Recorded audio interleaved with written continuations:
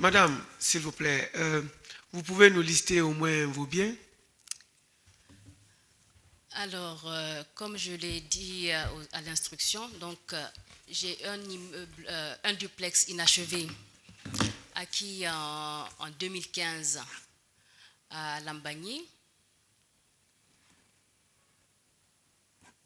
un terrain, deux terrains à Bofa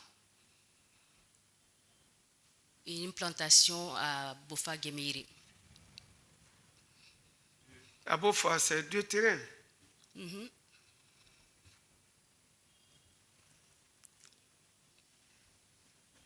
Et quoi? Une plantation Où? de 3 hectares à Guéméry, toujours Bofa.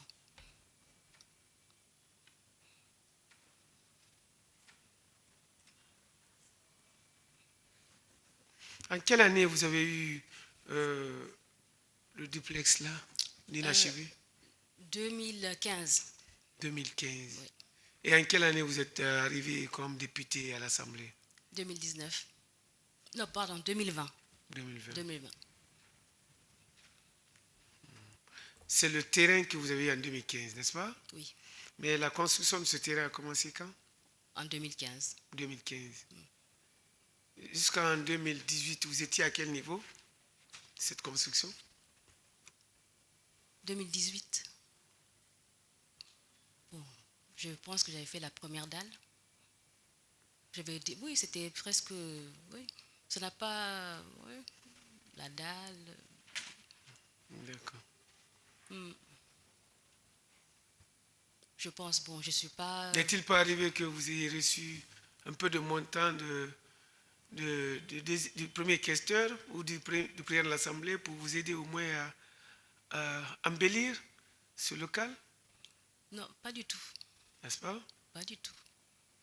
Et vos terrains, vos 2 terrains de Bofa, Oui. quand est-ce que vous les avez eus? Vous les avez acquis? Alors, la plantation, c'est une plantation familiale. Non, on ne parle pas de la plantation de 3 hectares, Oui, les 2 terrains de Bofa. j'en viens à service puisqu'ils sont tous à Bofa. Et donc, il y a un terrain qui a été acquis, je pense, en 2019. Et le dernier, c'était en 2020. Avril ou mai 2020. Mai, juin. D'accord. D'accord. Madame, vos revenus que vous perceviez à l'Assemblée, comment vous les utilisiez? Alors, comment je les utilisais? La plupart partaient pour payer des assistants que j'avais personnellement recrutés, allaient dans mes actions humanitaires à Bofa et le soutien des causes des militants et de la population de Bofa. Des militants politiques? Oui, Ah, bien d'accord. sûr. Vous n'avez pas... Parce que vous êtes poursuivi aussi pour blanchiment de capitaux. C'est pourquoi on vous pose la question. Est-ce qu'il n'est pas arrivé que, puisque quelque part, hein, on ne vous accuse pas d'être fille, hein, entre parenthèses, hein, ou filleule de celui que vous appeliez tout à l'heure papa, est-ce que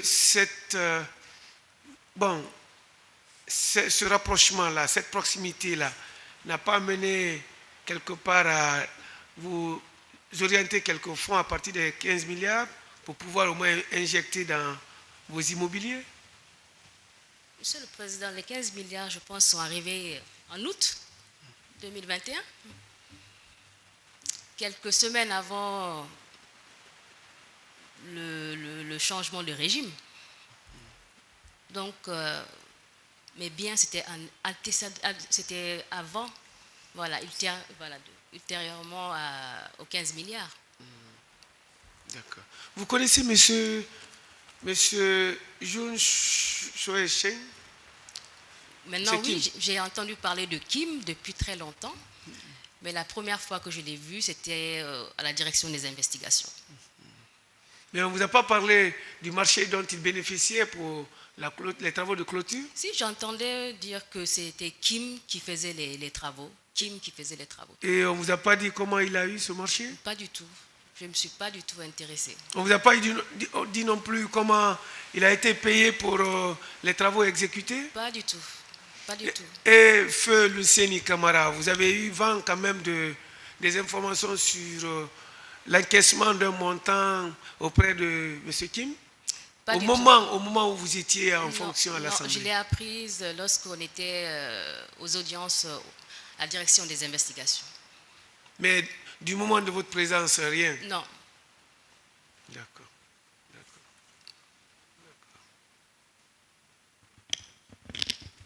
Monsieur le Président.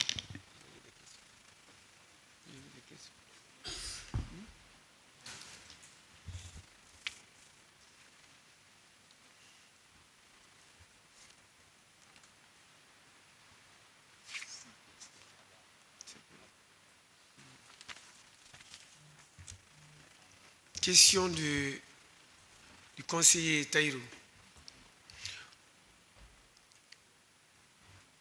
Selon lui, vous déclarez que vous ne pouvez pas être lié aux questions financières. Que vous n'étiez pas lié aux questions financières. Qu'en est-il alors de la cellule mise en place par vous, chargée de la passation des marchés publics liés au nettoyage, entretien des véhicules, achat des consommables et autres?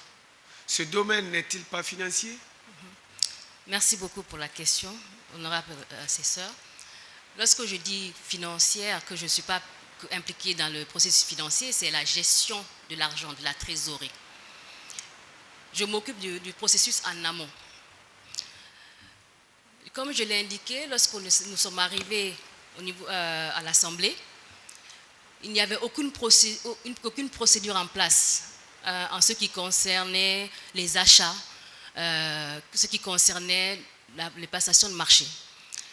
Et lorsque je suis arrivée en tant que chef de cabinet, donc responsable de tout ce qui est gestion d'un cabinet, et je sais que dans l'administration publique en général, il y a toujours séparation entre le responsable administratif et financier, le matériel, ainsi que le PRMP, donc la personne responsable de passation de marché.